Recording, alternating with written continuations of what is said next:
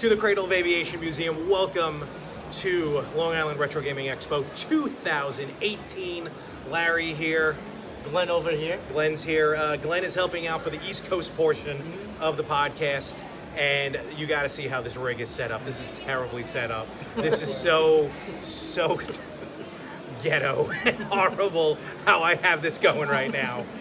It's Anthony, if you can even put this together somehow, this is in a show in itself. I owe you something big, in all honesty. So, but now that we're doing video, I figure this is how we were going to record this on my phone with a selfie stick, and the audio coming through the old Zoom, and that's what we have happening here. So.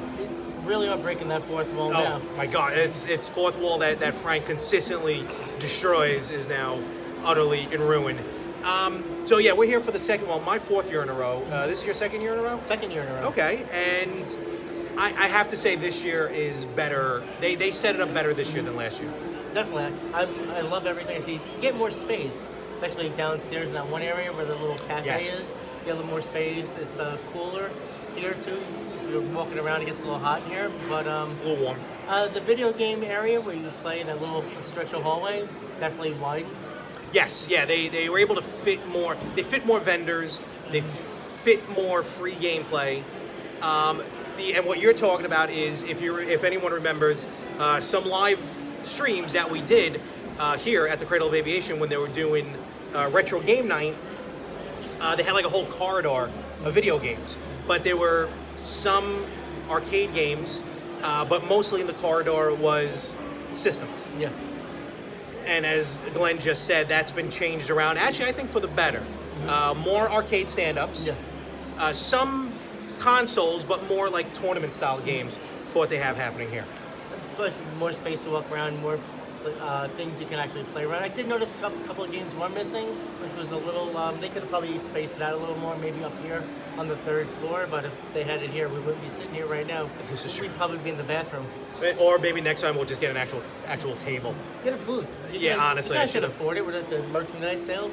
All five shirts that were sold, not counting the one I bought that I'm not wearing today, or counting the one that Anthony bought that he's probably not wearing today. But I came out of this unscathed. I wouldn't say my total rose because I didn't buy any games. No games at all. You bought like artwork. Yes. I guess we say memorabilia in a way. Homegrown. I love homegrown art, and I love to see artists who make, whether it's the perler beads, whether it's just pen to paper. A lot nowadays, though, has been with digital, like graphic arts. So we're seeing more of those, which is still awesome. And I picked up some. I'm going to take photos when I get home. I have some stuff that I bought here. I got my thing right here. Yeah, you can show what you got there. Little game thing, Donkey Kong Country. Yeah, so this is a. Do you still have their card? Yes. Give them a shout out here. Yes, I do. It's in here. Want to lose any puzzle pieces? Yeah, honestly, you're gonna lose your whole thingamajig there. They are called Creative Studio. That's it. DS Photography 716@gmail.com. Yep. See it right there. Right there. And I'll come at normal when we do it because now it looks like it's backwards. Yeah, we're gonna put a lot of posts, and that's pretty cool because basically what he did was he took that guy. He actually takes the photos of, like, I bought a coaster from him, which is the backdrop down in Dumbo over by the Brooklyn Bridge, but he superimposed Street Fighter over it, so they're fighting in front of the Brooklyn Bridge, which I think is really cool, and that's what he does, and it was sweet stuff. Again, I'll show it all later. There'll be links to the Instagrams and if there's any Facebook pages and stuff. So, and you're right, Glenn, that's really what I gunned for today. Some other stuff that we saw as far as art, we'll talk about it now, we'll show it later. The Canvas Quest. He had a lot of cool stuff. And the coolest thing that he has, and that I bought, was the launch page of the old AOL. Right? I love it. I can't believe I was telling Larry earlier, I'm like, I can't believe that's actually retro. Right? I remember signing that thing. Yeah. Signing into AOL. Long time ago. And a funny story about that, I actually told him, and it happened a couple days ago. So if you listen to one of my other podcasts called The Better Half, that drops every other Wednesday, myself and Frank Messina.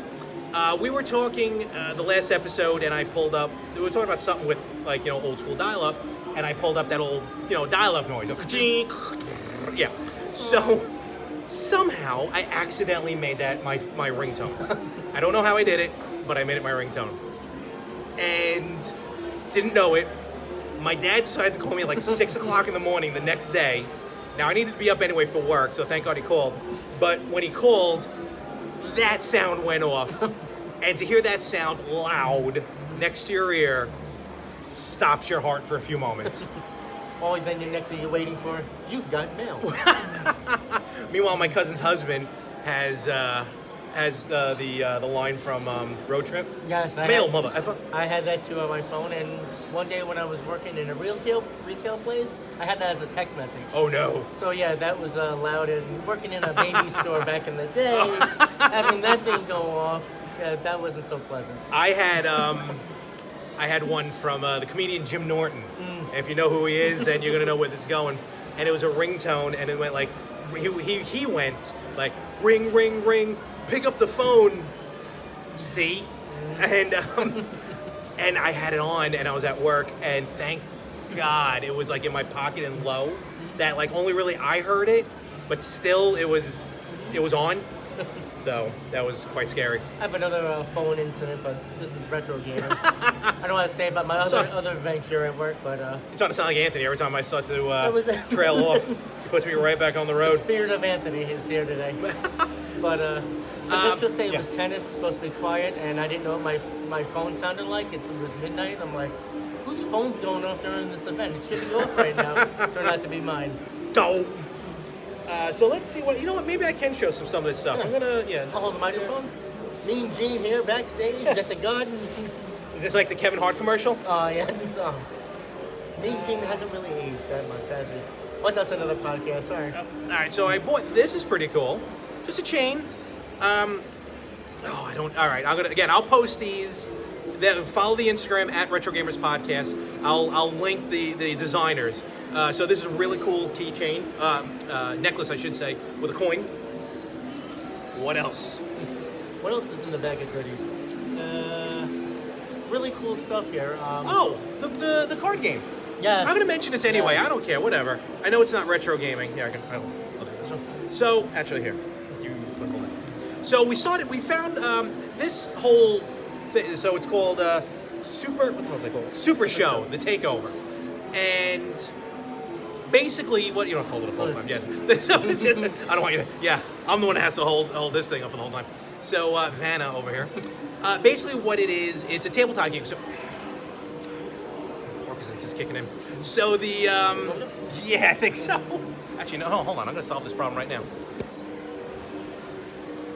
Oh. Problem solved. Okay, so I'm sure Anthony's gonna leave this all in. There's a whole tabletop section to this year, and a lot of cool tabletop games. So Dungeons and Dragons, just walk up, start playing. A lot of nice pieces and everything. And one of the games is this Super Show, the Takedown. It's a wrestling card game. Now, WWE put one out a long time ago. What was it? Raw Deal, I think they called it. Yeah, something like that. It kind of plays like Magic or Pokemon or any of those other card games, but this one's wrestling themed. And we actually got a trial run of it. It was actually really cool. It was fun, to be honest with you. It was fun. I enjoyed it. Any thoughts major to it? And the rules are fairly simple, fairly straightforward. You roll the dice. Whoever has the most points on the dice on your card gets to pick a card and put down a move. It's fairly simple, fairly easy game, and it was fun. And it kind of flows like a wrestling match. Yeah, it does. You had a takedown, a follow-up, and then the finish. And then you had 3 rolls of the dice, and if you fail all 3 rolls, it's a 1, 2, 3. And of course, guess who won? That guy right there. The champ is here. Because the character I was given was just terrible. He had the Yokozuna character? I forgot his name. You had like a Bobby Lashley type character. Yeah, like this. Oh, that guy, yeah. The Bobby Lashley. Yeah. And then the Dean Ambrose over here. And they actually, they have these homegrown characters, but they also actually license actual wrestlers. Some of which actually signed with NXT recently. Some of the real wrestlers, they do have Kenny Omega. They have the Young Bucks. Mm-hmm. They have, who else? Candice LeRae. They have Ricochet. Gargano, Johnny Gargano. The Young Bucks. I mentioned Young Bucks. I'm Yes. sorry, they had, Joey Ryan, which is that's- Anthony Chu's favorite, That's the guy I was Yeah. trying to think. I'm pointing somewhere else down below, which and a few others. PG. And a few others. So that was a cool game. So definitely check them out. Super Show, The Takeover, and with the caveman. the Caveman. Yes, for I don't think that's his actual ring name. Is that his ring name? I think it Oh, might okay. be. He wrestles for House of Glory. Check that out. If you're in the New York area, check out House of Glory Wrestling. They're actually really, really cool. What else? Other than that, this may actually be a short segment. Because, I didn't really play games. I saw a lot of cool games, a lot of stuff in box. But you know what? I'm going to be honest, and it's no offense to anyone here, no offense to any Expo. I always get a little weary buying games at something like this. Oh, definitely. Because you can't try them out. Reason why I love Game On, the reason why, Super Potato and Game Dude out there in LA. I mean, I don't know about Super Potato and Game Dude. I know with Game On, you can actually try the games. You can actually try them out. But with stores like that, they're going to be reputable because they've been around for a while. Yeah. So the games are going to work. If there was an issue with the game, then you can, do something about it. Probably return it or exchange it. But here, there's really nothing. I mean, yes, last year I bought the Virtual Boy. It was broken. I was able to return it. The store was out here in by Stony Brook, actually. I had to drive all the way out to Stony Brook. And so I was able to return it, which is nice. But otherwise, games and stuff, that's a crapshoot. Well, that's the Virtual Boy you can try here. There is, actually. They do have a Virtual Boy that is available to try. I forgot what game. Oh, Red Alarm. They were playing, so that is a terrible game. The one game you don't like. Yeah, one of the few of the thingamajig. What's it called? Virtual Boy. The thing machine. And Anthony would say VB sucks right now, so I'm going to add that in there for you too. we met a lot. We ran into our friends at Playable Characters Podcast. Check them out. Awesome podcast. They actually did a live show today, a live recording of their, I think, 75th episode, they said. Oh, wow. I may be off on that number. Congratulations, hitting 75. They're on their way. Yep. They're on their way to 100. Definitely check them out, Playable Characters Podcast. Unfortunately, we missed the show, which I feel terrible about, guys. Honestly, from the bottom of my heart, I am so sorry I missed the show. But definitely going to check out the podcast when it drops. My back is about to just leave me because we're just sitting on the floor like two homeless people. Did you see any games? Anything just kind of just struck your eye? Well, I did like the homebrew games. It was like a Mario Brothers fantasy adventure, it said, but it was based on, it was a NES cartridge itself. But like I was telling you earlier, I don't know what the gameplay is like. I don't know what it looks like. I don't know if it's something that I'm gonna like. So just to drop some money on that thing and actually try to then hook up my NES system again I guess got to find an old TV to try to hook up unless I get one of those other systems. I don't know. I've seen you play NES games. You've posted some. No comment. All right, fair enough. Some of them I actually. Are you going to get an email from Nintendo? Yeah, I've gotten a cease and cease and desist. Cease and desist. From the WWE back when YouTube was in its Did you really? Yes. For what? Posting video on YouTube. The curtain call? Were you the one that posted the curtain call? No. I posted. It was a house show back in 06. Okay. February 06, and probably out here in Nassau. Yeah. Okay. Triple H was wrestling. His pants came down, and I was happened to be shooting some video. And Fair enough. I'm like, I put my camera in. It was a brand new camera. And it said, "Want to upload this to YouTube?" What's YouTube? All right, upload it, and it got 1,000 views overnight. Oh, wow. And then it got taken off, and then I got that letter from And then her. Vince found you. Mm-hmm. And that was it. Did Ruben ever tell you the time he got the email from Dr. Dre? Yes. Did he get an email? Yeah, Yes. he did. So back in college when Napster, this is all retro. Napster's retro. When Napster was the craze, a friend of ours, Ruben, what's going on, Ruben? Hopefully you're watching. You will now. Downloaded Dr. Dre songs, and he got an email from Dr. Dre saying, "Stop downloading my music." Right? He did. How much Dr. Dre was downloading? Get an actual message from him. He's going to be showing up at his house. He was a Dr. Dre fan. What can we say? I don't know if he still is, but it is what it is. Dr. Dre tried to sue me. Oh, forget about it. There was the other thing I want to talk about, which we actually live streamed a little bit of, was the museum. Yeah. A lot of old retro systems, a lot of them from Japan. Yeah. And I finally, Glen got to play it as well. Mm-hmm. Finally got to play the official retro game system of the Retro Gamers podcast, the Sharp X68000. That was a good game. It was crisp, clear, and everything you want it to be 2018. Oh, yeah. But that was, what, 30 years ago? No, yeah, it was in '87. Well, the system came out in '87. It's just a giant-looking computer. That was a fun game. Maybe I can try to I find forgot what it was later. called. Yeah. No. No. Though I don't think Sharp even remembers putting out that system. But I finally got to play it, so that was awesome. I'm very happy about that. There's some other systems, like we mentioned the Marty, the toy Marty or whatever it was. Oh, yeah. Check that. Actually, had good graphics on it as well. They all look really cool for being retro games. Oh, absolutely.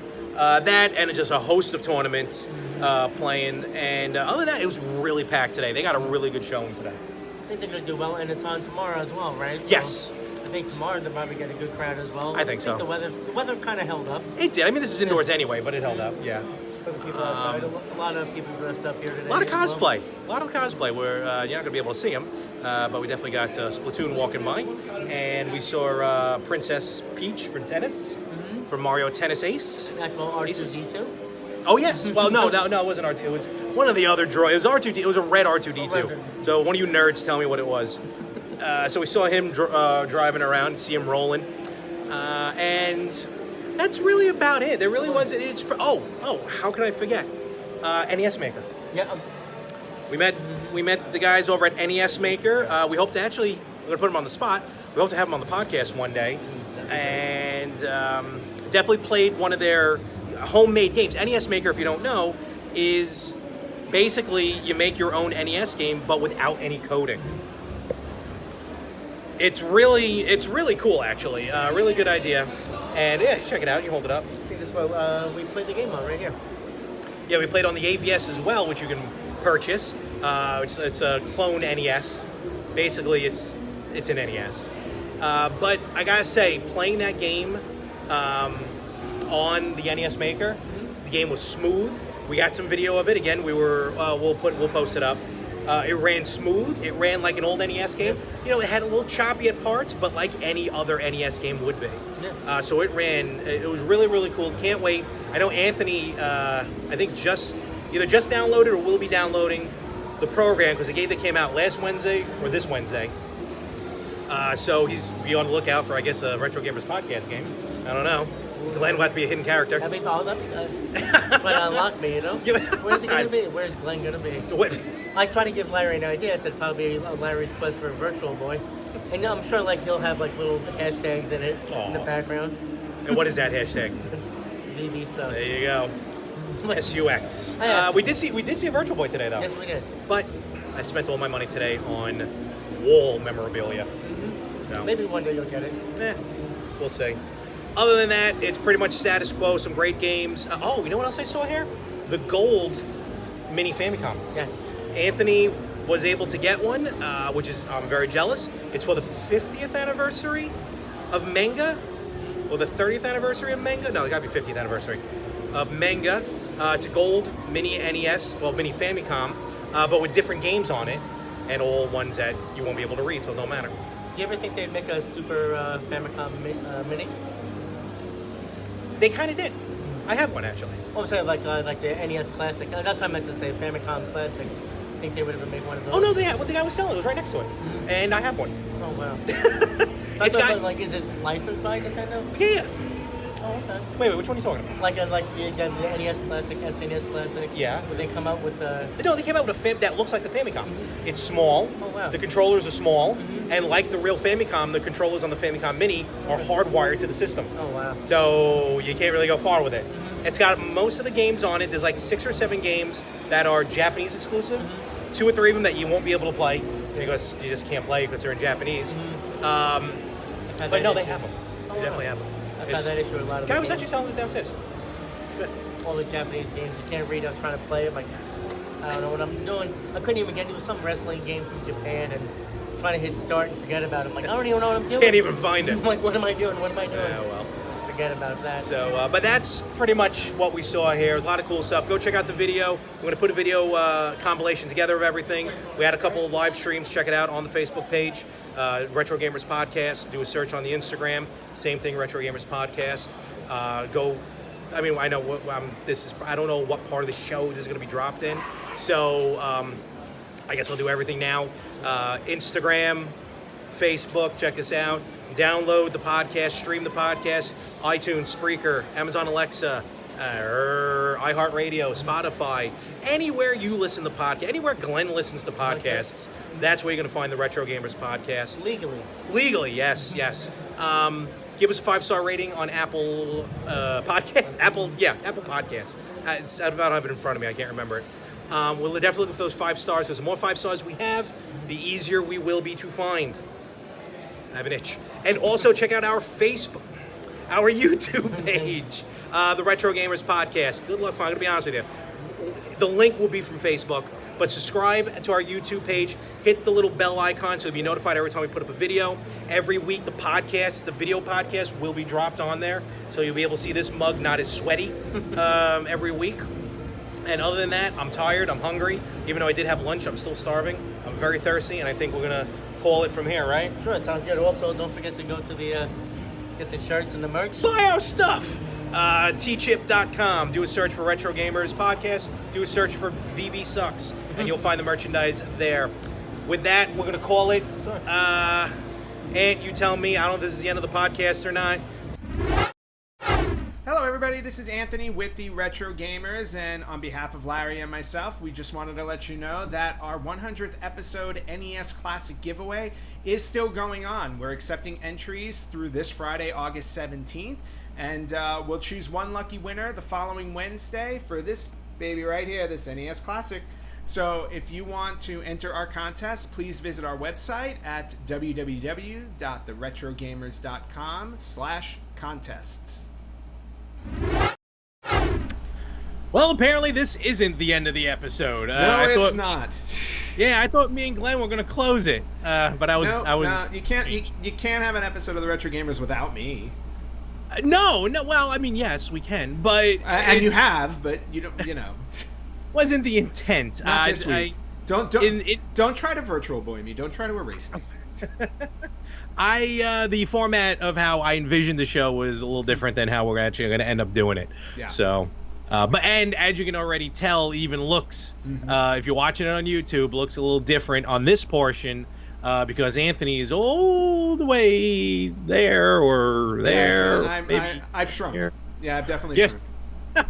Reason being, because now this is a day, more than 24 hours. It's a day after the Long Island Retro Gaming Expo, and it was funny when I was sitting there with Glenn. I mean, half the stuff was already in the car. Yeah. But we were talking about a lot of the stuff that I was able to purchase, but I didn't show anything. So I figured now is the perfect opportunity. Oppenheimer. To show off some of the stuff that I bought, and hopefully I think you'll get a kick out of some of it. Well, it depends. Did you buy any retro games that you're adding to your contest tally? This, I can tell you right now, I bought 0 games. Wow.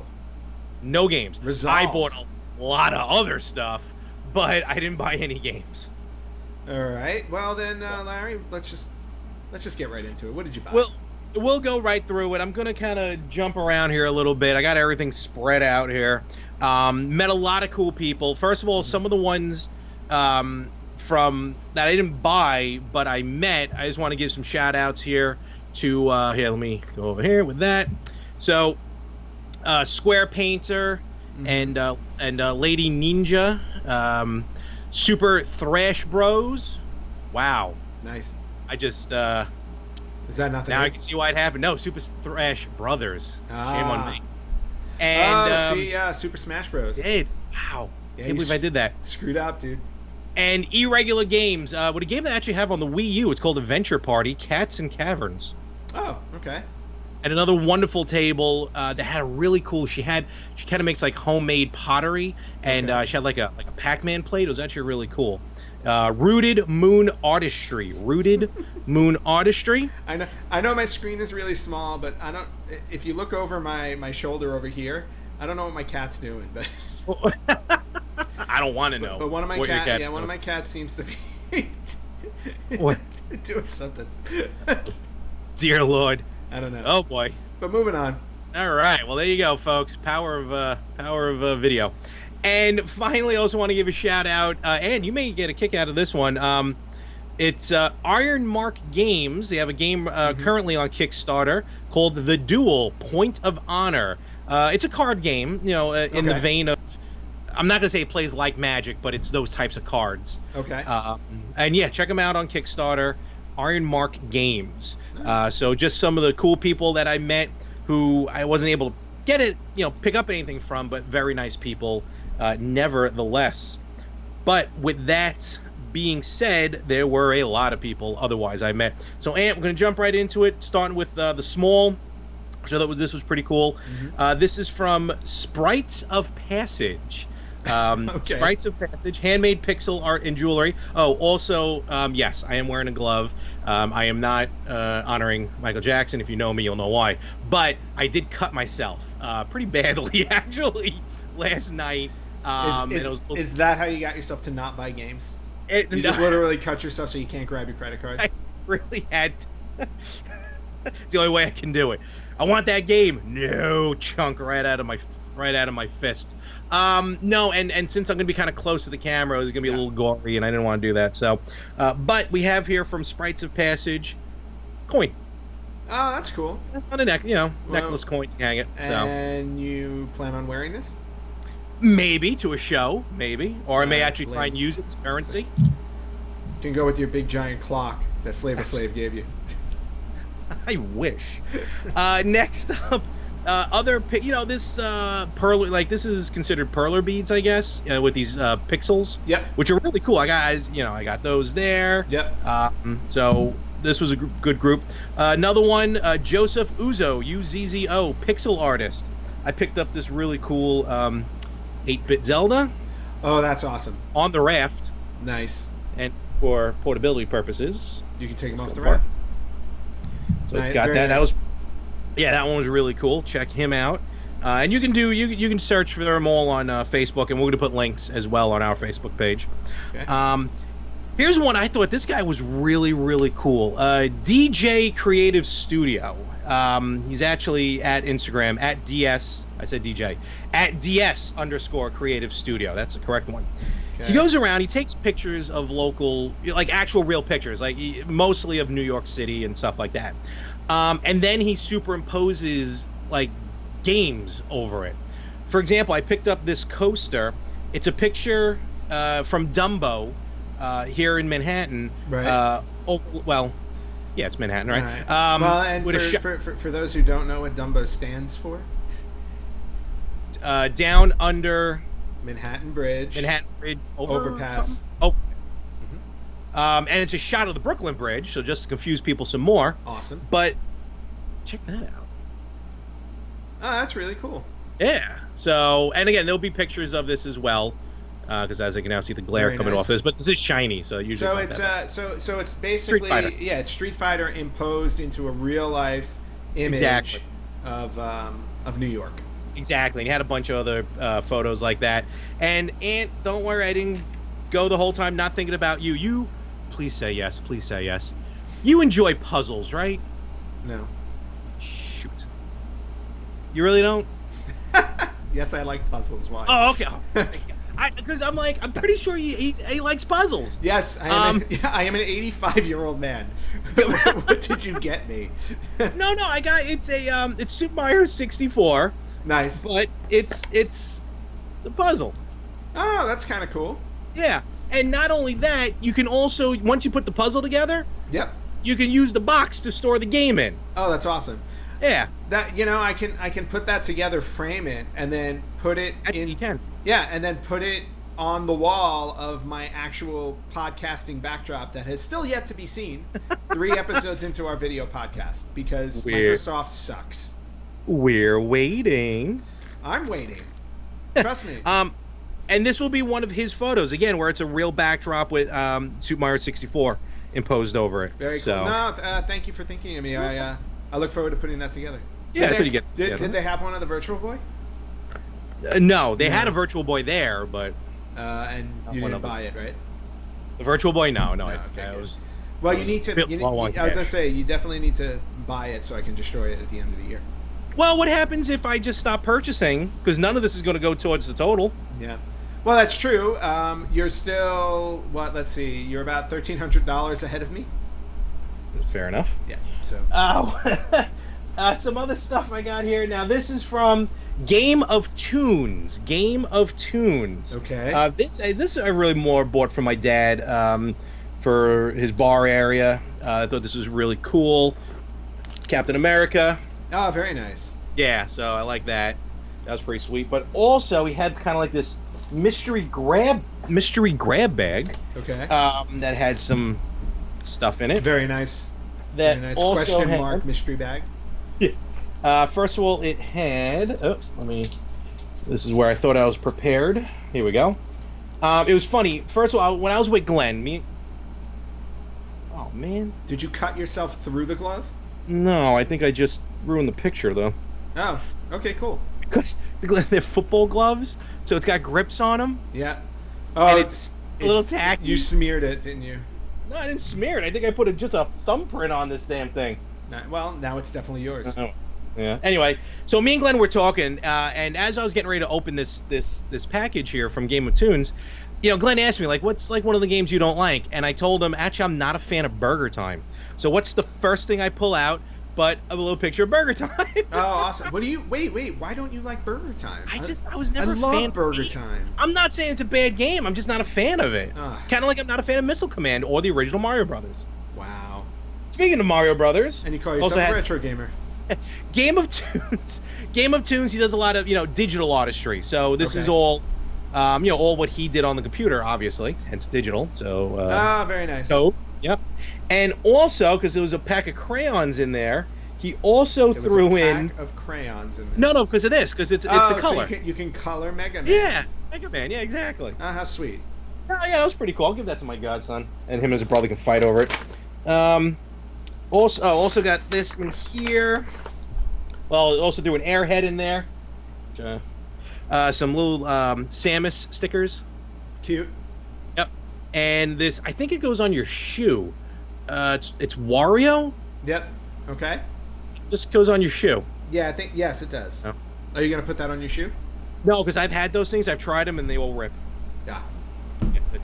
Well, plus you're also a grown man who shouldn't be walking around with a Wario on your shoe. But that's a whole other story. That's besides the point. Another little thing we got here I picked up for a couple bucks. I thought it was pretty cool. Created by William at Instagram. Crafted by... God, I can't read. Crafted by William. I suck this evening. He did some artistry stuff, so I picked up an old-looking Hulk Hogan. Yeah, well, he doesn't look old enough. So those were actually the little things. Oh, boy. Yeah, let's get to it. Yeah, I got a couple of bigger items here, but before I do that, I do want to show you, Ant, something. Now, I know it's not retro, but it's something I picked up at the Long Island Retro Gaming Expo. Okay. So I want to show you anyway as I put this over here. Oh, and everything's dropping. Okay. As everyone knows, both me and Anthony are wrestling fans. Yes. And they had a whole section this year of tabletop games. You walk into the back room, and there was just on a wall, it just told you time, game being played, and like kind of a quick reference instructions on how the game is played. Oh yeah, I told you to join the No Mercy tournament. No, not arcade. I'm talking board games. Oh, board games. That's right. Well, tabletop games like Dungeons and Dragons. Yes, stuff like that. Very cool. They had it all spread out all across the rest of the Cradle of Aviation, like in little nooks and crannies. Okay. So me and Glenn come across this card game. And it's a wrestling card game, but we got like a tutorial on it, and it's actually really fun to play. It's called Super Show: The Takeover. Okay. And I don't know if you remember. Do you remember WWE Raw Deal? Like when they tried to do it? Yes. So it's kind of like that, but a whole lot easier to play. Basically, you can play matches in as quickly as 15 minutes. Okay. They have one-on-one, tag teams, triple threats, fatal four-ways. You can buy mats that look like a ring that give like extra type of matches, like TLC or their version is tables, ladders, and chains. Like a fire match. It was really cool. And there was a guy there who was kind of helping out promoting, and he's actually a wrestler from, and this is a local organization out here in New York City, House of Glory, Okay. HOG Wrestling, which is actually getting a lot of fame. Hog wrestling. Yeah, House of Glory. Guy's called Caveman, and he's part of the game. So I got him to sign his card. Oh, nice. Yeah. But basically the game runs, you grab cards, you roll dice, whoever's got the higher power or the higher number, because you have these numbers on the side. Okay.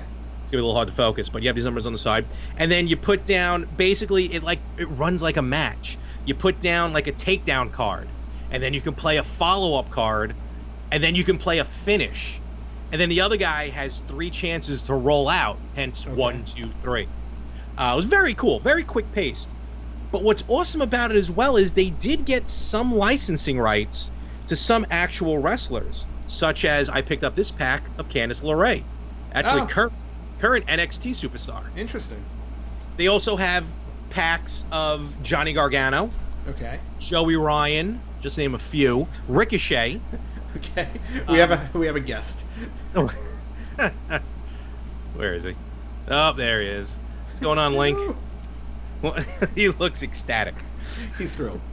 They have Kenny Omega. They have the Young Bucks. They signed to this game, Okay. which was really cool. And I'm wondering, like, Candice LeRae, Johnny Gargano, Ricochet, they're all part of NXT, EC3. Yeah. They're all in NXT. How are they in this game? And Caveman was telling me they also had AJ Styles. What happens is, though, like Candice LeRae, Gargano, and all them, they own their name. So they're basically licensing it to NXT and eventually WWE. Right. I don't know how true it is, but it kind of makes sense. They said AJ Styles signed his name over to the WWE because AJ was like, where am I going after this? Like, I guess when he's done with the WWE, he's pretty much going to be done. Right. Well, that makes sense. I mean, dude's 40. Yeah. So, and he can still last a while in WWE. So he signed his name over. Everyone else didn't. But it was cool to see they had, like, real wrestlers in this game. Check it out. It's called Super Show The Takeover. It's by SRG.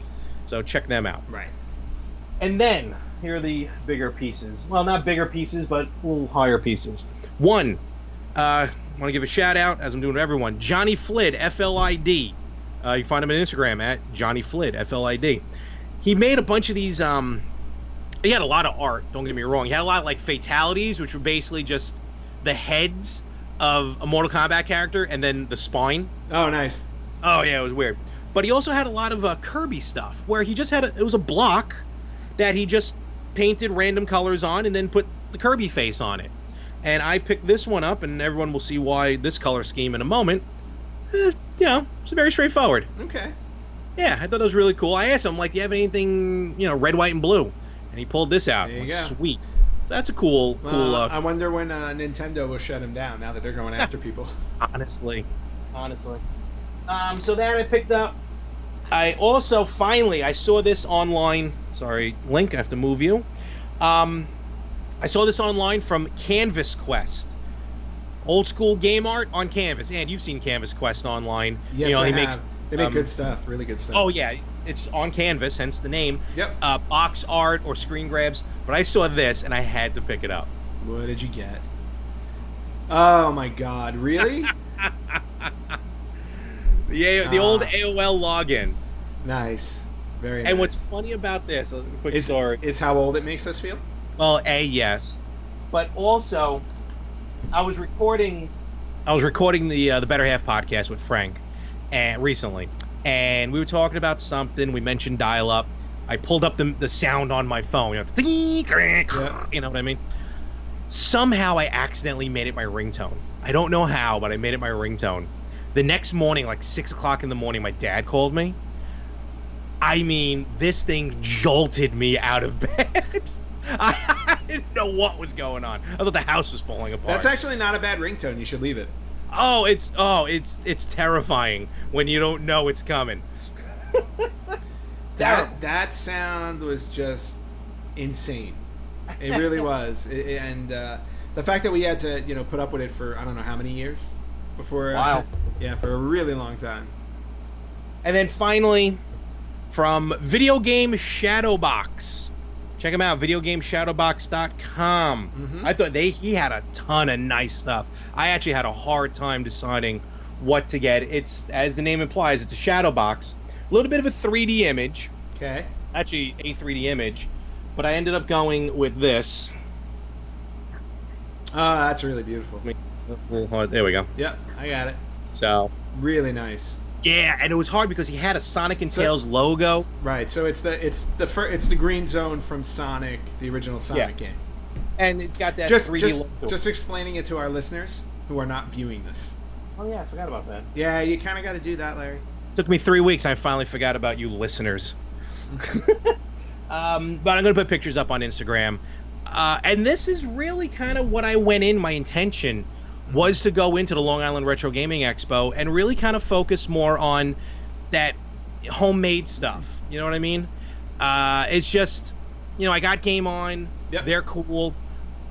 We've talked about it before, and I've always kind of had a little bit of an issue of buying games from either a flea market or like an expo because you kind of don't know what you're getting.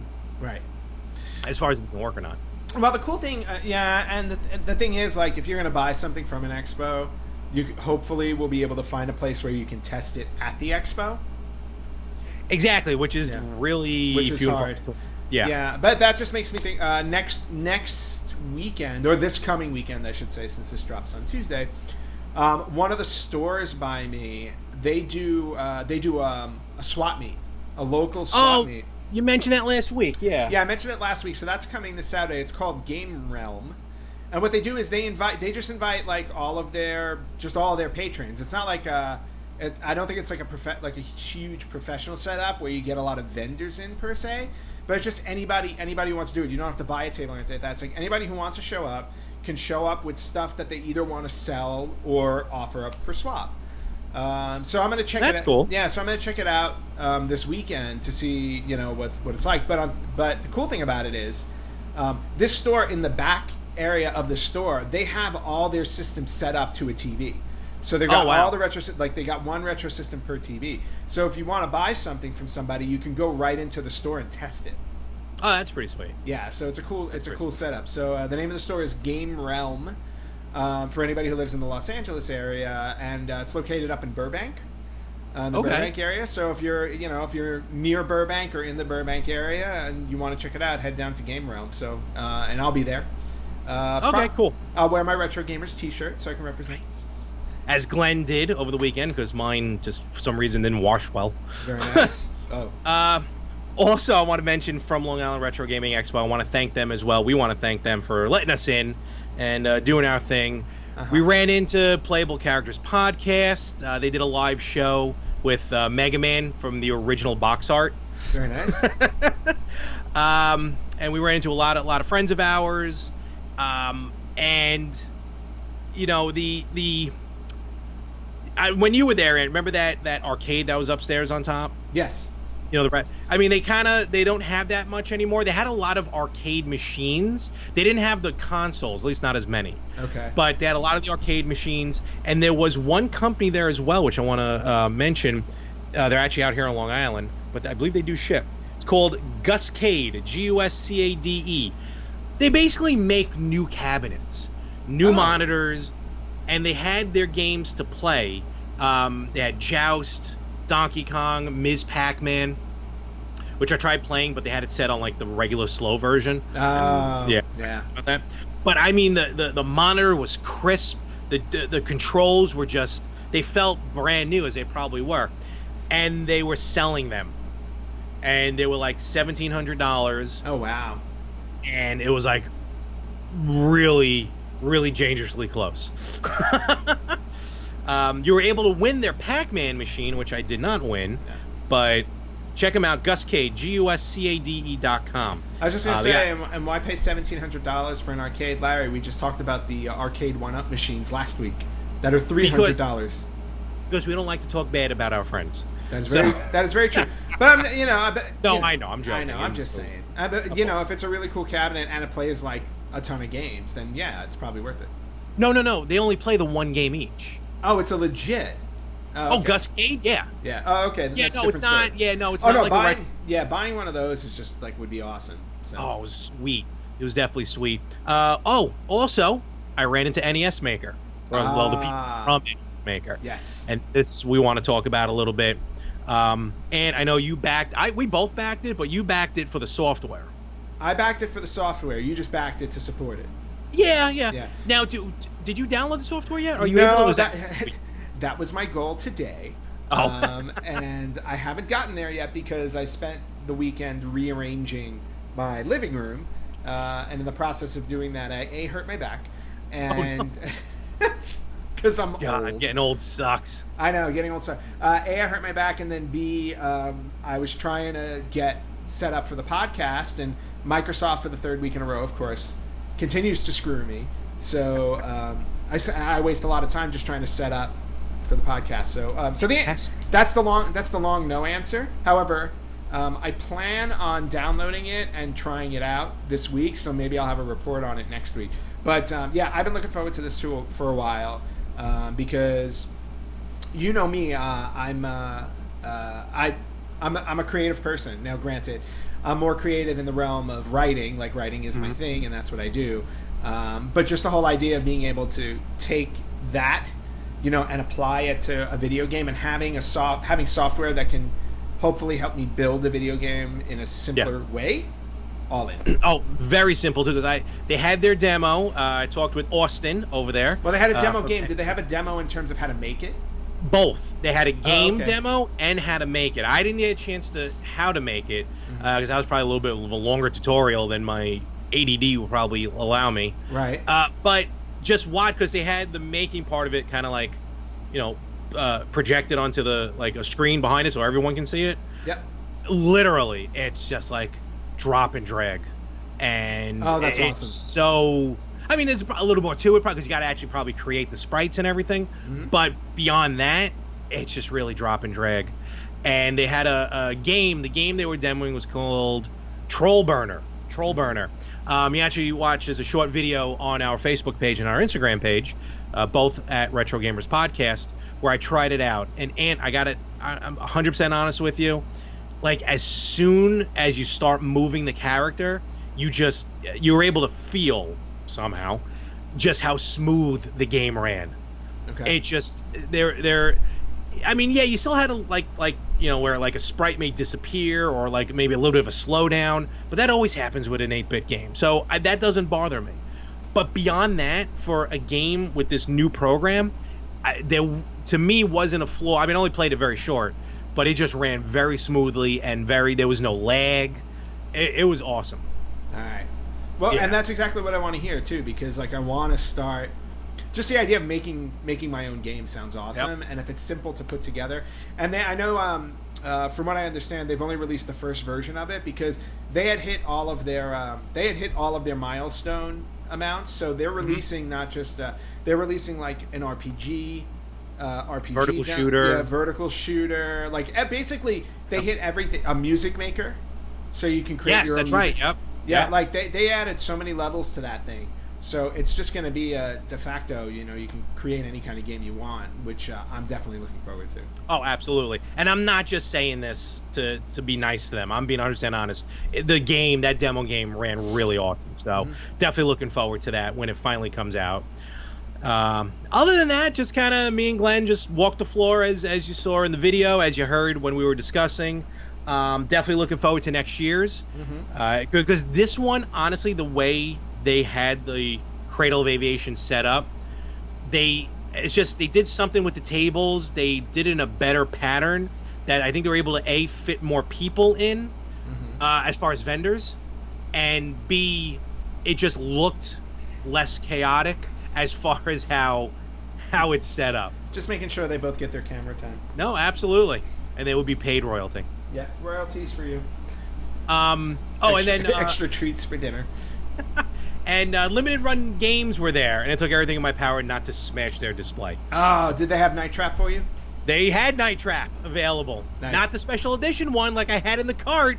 And when they asked me for my phone number, that's when someone took it from me. Lucky you. Well, I'm glad you had a good time at the Expo. No, I actually had a blast. I did a little bit of shopping myself this week. Oh, did you? Just a little. Just a smidge? A smidge. Just a smidge. An amuse-bouche? I bought an amuse-bouche. I bought one thing. I bought one item. No. And it is not a game, so it can't go to our tally for the contest. Boy, this is like an off week. Yeah, well, it's off week for you. But I wanted this book when it first came out, and I don't know why I held out for so long. I think I was debating between whether or not I wanted the regular version or the special edition version, and then I realized I want both. But I started with the special edition version. So this is the this came out like 2-3 weeks ago, or maybe 4 weeks ago. It is the Legend of Zelda Encyclopedia, but the special edition version. So oh wow! Look at that! Yeah, look at this thing. Look at that sleeve. Yeah, it's massive. First off, it's a Nintendo cartridge sleeve. Oh my god, that's awesome! Yeah. So. Oh, look at that! Sweet. Yeah, so it's really. Does it feel like? Does it feel like that same plastic? No, it's the same plastic. It's the same plastic. It's like they had leftovers lying around. Now I dropped something. Oh, now you broke it. Going off camera. And I'm back. It's snow in the background. In the kitchen. So first thing I love about it though is that it comes with an instruction booklet. Oh my god!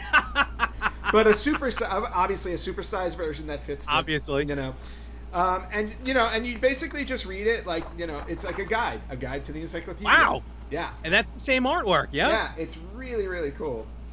So, kudos to that. I mean, they're very well done. And the book covers basically everything from the original Legend of Zelda to Twilight Princess HD that was released on the Wii U. So pretty much everything, yeah. Yeah, wow. Everything except Breath of the Wild. Yeah. So then the book itself now, first off, not only is it gold, it's gold like the cartridge, but if I'm gonna put this up close to the camera just so Larry you can see it, it's gold, but it's actually, it feels like that gold-plated, like, coarseness. Oh, yeah, like the game was. Yeah, it's like the game. It's like that coarse material. Oh, wow. So it's really, really cool. That is awesome. Yeah, it's got the little triangle on the bottom. It does. Like you saw. Does it have something on the back? I thought it caught something real quick. It's got the same thing. It looks just like the cartridge. Oh my god! Just like the that cartridge. Is awesome. Do you have to blow into the bottom of it? Yes. So if you want to open the book. And then half the time it doesn't work. Of course. But they did an amazing job putting this together. I mean, if you just flip through the book, and it goes through. It has 3 sections in the book. It covers the historical record, which is basically the timelines of Legend of Zelda. And remember, there are 3 timelines to the series. Yeah, it got skewed there. Yeah, what happens is it takes a different route when you get to Ocarina of Time when you do these in order. So basically, what happens is when you get to Ocarina of Time, there's one timeline branches off if you failed to defeat Ganon, you go one direction. Oh, okay. The second timeline is that you defeat Ganon. And then you turn back into a child. Because in Ocarina of Time, remember, you start as a kid, and then you become an adult. So the second timeline is you defeat Ganon in Ocarina of Time, and you turn back into a child. The third timeline is you defeat Ganon as adult Link, and then you remain an adult and you disappear. And then there's that timeline. So it's 3 separate timelines. Okay. In the Zelda lore. And what's funny is, like, the very first game, Legend of Zelda, and then the sequel, Legend of Zelda Adventure Link, they're actually the last 2 games in the timeline Really? Yeah. They're the last 2 games in the timeline on the track where you lose, where you get defeated by Ganon in Ocarina of Time. So, yeah, so just to give you an idea, it's like Legend of Zelda is not in any type of order in terms of... No, I didn't think so. Yeah, in terms of release. Whenever they come up with a concept for a game, they figure out where it'll fit in the timeline later. They do the concept first. That's why Skyward Sword, which was on the Wii, is actually the first game in the history, because it's when Zelda and Link were kids. Oh, that's the first one? Skyward Sword? I don't know why I thought Skyward Sword's Ocarina was. Okay. No, Skyward Sword's officially the first one in the series. Oh, wow. Yeah. So, when you look at the timeline, it just branches off. So it goes before it branches into 3. I actually turned right to the page because it's right early on. Looks like that. If anybody's Oh, looking. jeez. Yeah. So before it branches into like the 3 options, you get Skyward Sword, Minish Cap, Four Swords Adventure, and then Ocarina of Time. So it's those 4.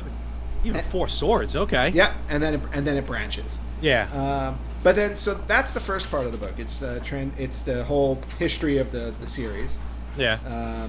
And then after that, you get a database, which is basically an alphabetical archive of all the towns and villages, items, dungeons, and enemies that you encounter throughout all the games. Okay. And then the third part is called Archives, which is information and notes on each game. And they have a separate section for each game. So, for example, let's see if I can find something worth saying. Here we go. And they have cool stuff in here, like they have guest characters. So, for example, in which game am I looking at right now? In Link's Awakening, Dr. Wright from SimCity makes an appearance in the game. Wow. So does Yoshi, Kirby, and Prince Richard from the Japan-only RPG, The Frog for Whom the Bell Tolls. That's cool. To just give you an idea. And then they also show stuff like development documents, like basically how that's cool. how they came up with the concept of the game. On and the old like that. graph paper back then, yeah. Yeah, exactly. So it's just really like, this is like the definitive, if you're a Zelda fan, this is the definitive book to have. Now, this book was part of a trio of books that was released, or if you want to call it a triforce of books that were released. Shadoozle. Right? So you have this one. You have The Legend of Zelda Arts and Artifacts. That was one of the other books, which is basically a visual of all of just artwork and whatnot. And then I'm trying to remember the name of the third book. It was the first book. It was called Hyrule Historia. Is that the blue? Is that green one? Yeah. So the Hyrule Historia is the green one. I had that one. I have. Right. The Arts and Artifacts is the red one. Yes. And then the Encyclopedia, the standard version, is the blue one. And that completes the 3 Triforce colors. Okay. Which is why, like, when I saw this one, when I saw the gold one, I'm like, I really want the blue one to complete the Triforce. But then this just looked too cool to pass up. Oh, forget about it. So I'm still going to pick up the blue one, because the blue one is, right now, if you buy it on Amazon, it's like $23. That's not bad. Yeah, this one right now is on sale for $43. That's still not bad. No, because the listing price for this guy is, I think, $80. Wow. Yeah, this is an $80 book. It's right now on Amazon for $43, so I jumped on it. Oh, absolutely. So that's what I bought this week, and it was worth every penny. And knowing me, anybody who knows, like, Zelda is by far and away my favorite video game franchise. Oh, I love Zelda. And which is funny too, because there are so many Zeldas I haven't played. Really? Well, a lot of handheld. A lot of handheld Game Boy stuff. ones, yeah. Right, but now that I have my Retro Freak, which I was planning to unbox this week, and it didn't happen. I'm aiming to do it this week and do a video of it also for our Facebook page.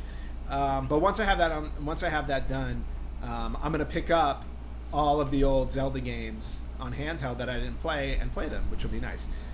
Yeah, absolutely. But yeah, so so having this book is just like, I'm going to read through the entire book. I'll have a wealth of information about Zelda that nobody else is going to care about, which is awesome. Awesome. Sounds good. And with that, we're actually going to move on as well. We have a little bit of news before we end the week here. Yeah, we have some retro news. I got a couple of things. I know, Larry, you got a couple of things as well. Yeah. So let me hit the first 2, and then you can go. All right. So first thing is that Sega Genesis.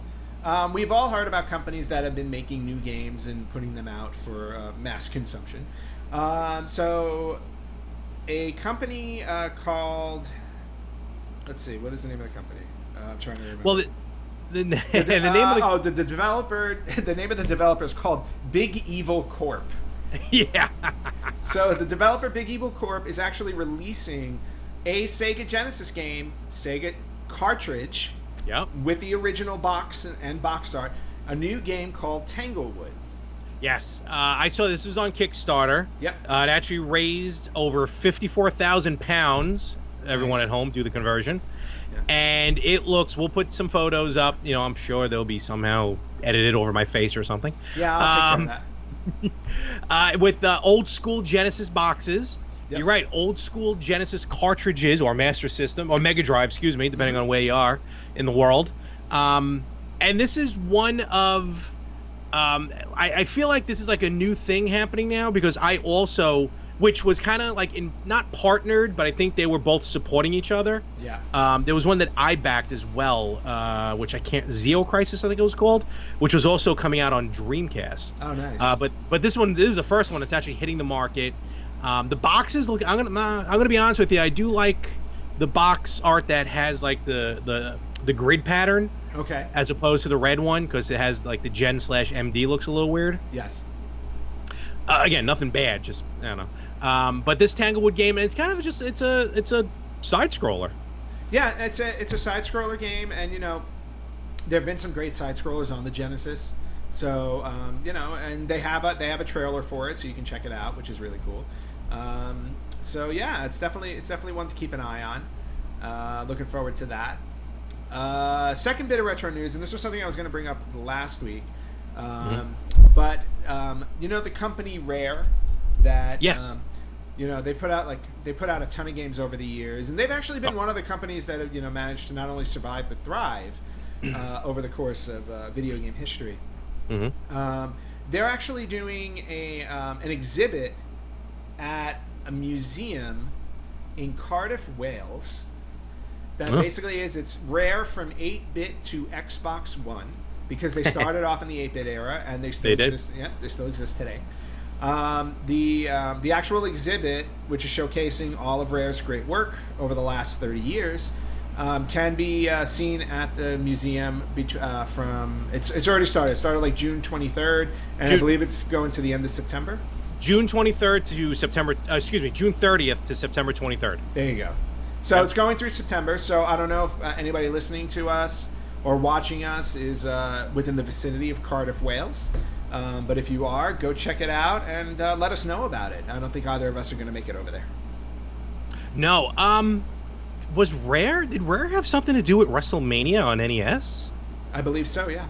I think so, because they have like a little kind of a case here with some of the games they've done. Yep. Oh man, that's right. Of course, Rare, most probably famous recently with Halo and stuff like that. So yeah, Banjo-Kazooie, Battletoads. Halo was their big money maker. GoldenEye. One of my personal favorites on N64, Conker's Bad Fur Day.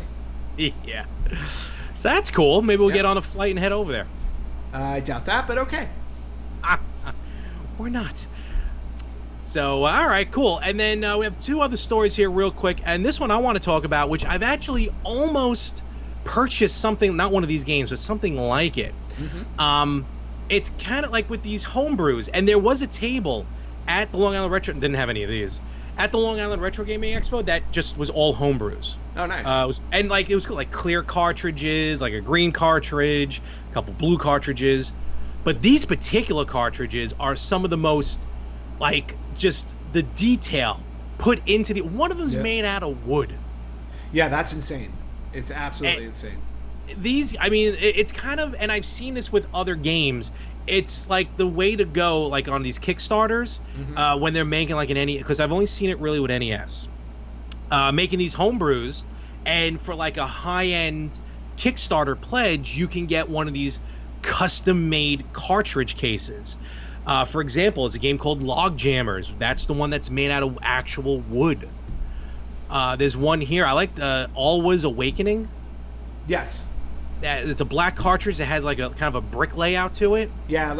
It's the design on these are just like they're just awesome. Yep. And even the one with the jewels in it. What was the name of that one? No, that's the back of Allwood Awakening. That's there back. You go. Yeah. And this other one here, Little Medusa, has like this white overlay with this etching into it. Mm-hmm. It's cool, and they're pricey, but it's almost kind of worth it. I mean, they're $125. I think Always Awakening is $100, but for that price, for these gorgeous-looking cartridges, well worth it. Yeah, no, they really are. I mean, granted, you got to drop $100 on them, and they are games like, they're homebrew, so you have to be, you got to keep an open mind, and hopefully they're good. But yeah, I mean, the cartridges themselves, I mean, they're ridiculously unique. Absolutely unique. So definitely collector's editions. So yes, no question. That's pretty sweet. And finally, this thing is weird looking. This thing's awesome. I'm sorry. I was like, it's a fan-made portable television with built-in retro games. It's called the Nintendo Snack Pack. Yes. Well, not only that, it's a 1970s 7-inch screen television. Yeah, that's what I was trying to figure out what this monitor was from. Yeah, it's from the 70s, dude. It's nuts. It's this great. Homemade. Yeah, it's got a Star Force Pi inside of it. It plays a let's see. It's got docks for the NES and the SNES Mini for the controllers, so you can use those controllers. It's a 7-inch television, and it's actually quite adorable. Yeah, and it's a one-of-a-kind thing. Oh, literally one of a kind. It's loaded up with Sega titles as well. Nice. Let's see what else does it have. Oh, also, it's got RCA video input, so you can even hook external systems to it. Like there's a picture here of the PlayStation 1 hooked up to it, playing Tony Hawk Pro Skater 2. That's kind of a small screen to play Tony Hawk on, though. A little bit, but again, it's portable, so it kind of works. True. Very true. Actually, it's bigger than the screen I have for the PlayStation, because I cool. bought one of the ones that you attach to it. So, Yes. Marcel J. DeHaan. Check him out. Again, we'll put this up on the page. I just like the way it looks. It's just Yeah, it's just cute. cool. Yeah, it's just cool looking. That's all. So, and and that's it with the news. And I think that's what we're going to do with this kind of, we're going to call this another special edition. We did a lot from the Retro Gaming Expo here on Long Island. Yep. And I now have to put everything away to figure out where I'm going to put it on my walls. Yeah, and sorry I couldn't make it this year, but I had other priorities like saving money. Trust me when I tell you, there literally was nowhere to set up. Unless we would have gotten a table, there was nowhere to set up. And you know what? It's all good. I think you and Glenn did an excellent job. So so thank you, Glenn, for taking one for the team and filling in. And otherwise, it's been another good week. Definitely, and check us out everywhere. You did well. I already went through the spiel already from the Expo. So, but check us out everywhere. Do the 5-star ratings. Follow us on YouTube and like us, subscribe. But most importantly, on YouTube, I do want to mention hit that little bell icon. Hit that little bell icon, so that way you're notified every time we do put a video up. And actually, I will be honest, pull the curtain back a little bit. I finally figured out how to properly broadcast through like Facebook and stuff. Hooray! So get ready, world. You're gonna see some terrible video game playing soon. Oh man, dude, I already do the terrible video game playing. One of us has to be good at something. So how can I have to get your? Because I really didn't get your full take on it. At the Expo, they had a little museum section. The Virtual Boy was on display. If they didn't, I'm sure they had it down on lock and key somewhere. Yeah. If I moved it, probably an alarm would have went off, or Josh would have showed up. I honestly don't think they care. And it was funny too because they were playing. I'm like, "What game is in there?" And they're like, "Oh, some terrible Star Fox like game." I'm like, Red Alarm. There you go. They had other systems we've talked about. Like, remember we talked about the Marty? Yes. Which actually ran really cool. Yeah. It was like a portable. Well, for us, it was called the TurboGrafx 16, not the TurboGrafx Express. It was almost like a budget TurboGrafx 16. It looked like a spaceship. It was weird. Okay. They had an Amiga, but they had, and I got to play. We haven't talked about it in a while. I know we haven't. The official retro system for the Retro Gamers podcast. Yes, I got my hands on the Sharp X68000. Good man. And how was it? First of all, the graphics were amazing on it. Really? Absolutely amazing. Look, the system came out in '87, so think they're 16-bit graphics. I'm trying to think of the name of the game because they had different games, like almost like every half hour was. I was gonna say, but 16-bit graphics in 1987 were actually pretty damn good. No, it was really good. I mean, maybe not. I mean, this game looked like it was 16-bit graphic. It could have been 8 and just running really smoothly. Yeah. What I thought was weird was for a system made in '87, it actually said on the tower, it said like Super HD. I was like, oh, that's pretty interesting. Oh wow. Okay. The only thing that wasn't modern on it were the speakers because it didn't come with speakers. But the music it pumped out, I mean, was clear as day. That's awesome. Again, I forgot the name of the game I played, but I saw Bubble Bobble on it. Nice. Which ran really good. I missed out on Castlevania. I wanted to play Castlevania on it, and I wanted to play Final Fight on it. Final Fight was later in the evening. I wasn't there, and Castlevania, I was somewhere else doing something else. But it just... if Final Fight was on it, it was definitely 16-bit. Yeah. Yeah. It looked, I mean, the setup is a computer. It looks like a computer. Mm-hmm. I didn't see any of that in action, so like when they switched games, I didn't know what that looked like. Right. But it was just really, finally to get my hands on it. Had the keyboard, I mean, it was all in Japanese, but the keyboard was there. They had like a flight stick there. And the controller itself reminded me of a TurboGrafx 16 controller, but with no start or select buttons. Oh, interesting. Yeah, it had turbo buttons on it, but no start and select. Okay. So yeah, I was so happy. Next time I go to Japan, I might actually have to look for that one. That may be pricey. It might be, but you never know. Does Super Potato let you play any games? No, right?